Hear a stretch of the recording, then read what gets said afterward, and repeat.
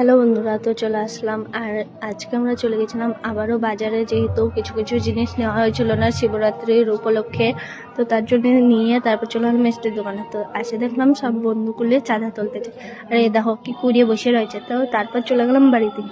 বাড়ি যাই একটু সব কিছু জোগাড় মোগাড় করে নিলাম, ফল ফুল মালা এই সেই জোগাড় করে নিলাম, যেহেতু এখনই জাতীয় জল ঢালতি। তারপর একটু ঘরের ঠাকুরের পুজো মুজো করে নিয়ে মানে দিদা করেছিল, তারপর আমরা চলে গেলাম দুজন মিলে ঘাটে।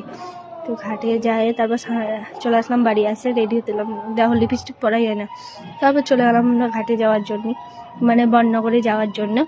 তো বেড়াই গেলাম, আর এসে দেখি লোকজন নাই, যেহেতু 2 দিন চতুর্দশী ছিল এর জন্যই। তারপর চেপে গেলাম আমরা নৌকায়, আর নৌকায় চেপে তারপর দেখো ঢং আরম্ভ হয়ে গেছে।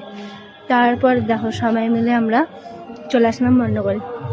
তো এখন উঠতেছি 3 জন মিলে, উঠতে উঠতে। আর আজকে ভালো হয়েছিল, আমার ভিডিও ক্যামেরাম্যান অন্যজন ছিল। তো তারপর আমরা চলে আসলাম পঞ্চমন্দিরে। আর এখনও আমরা পঞ্চমন্দিরে, তারপর ওর কাছে ফোনগুলো সব বেঁচে দেবো। তারপর একটা ভাইয়ের সাথে দেখা হলো, আর আমরা একটু জল টল ঢেলে নিলাম। আর ওর অবস্থা হয়ে গেছে কাহিল এত দূর হাইটে। তারপর আমরা কি যে করছিলাম কে জানে, তারপর ধূপকাঠি লাগাচ্ছি, আর এই যে কি বকতে ছিল ভগবান জানে। তো আস্তে আস্তে জল টল ঢালে ধূপকাঠি মুখকাঠি দেখায় প্রণাম টনাম করে ঢং টং করে চলে আসলাম আবার এই সাইডে। আর এই সাইডে আসে, আর এটা ছিল রানী ভবানীর সেই মন্দির, মানে বর্ণগর চারবাংলা মন্দির। তো এখানে আসলাম, তো আসে আবার জল টল ঢালে নিলাম। আর এইগুলোতে আসতে বাবা ওদের একটা বান্ধবী বোধহয় আছে। তো আস্তে আস্তে সব জায়গায় একটু একটু ছোটো ছোটো মন্দিরে ঢেলে নিয়ে চলে আসলাম।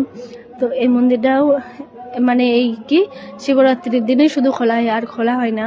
তো এই মন্দিরটাও একটু গেলাম, তারপর আস্তে আস্তে আবার চলে আসলাম আমরা নদী পার হয়ে আমার দেবপুর মাঠে। তো মাঠ দিয়ে চলে আসলাম ডাইরেক্ট ভাঙা মন্দিরে। আর ভাঙা মন্দিরে এসে জল ঢালবো না, তো হতেই পারে না। তো বাই বাই, আজকের জন্য একটু।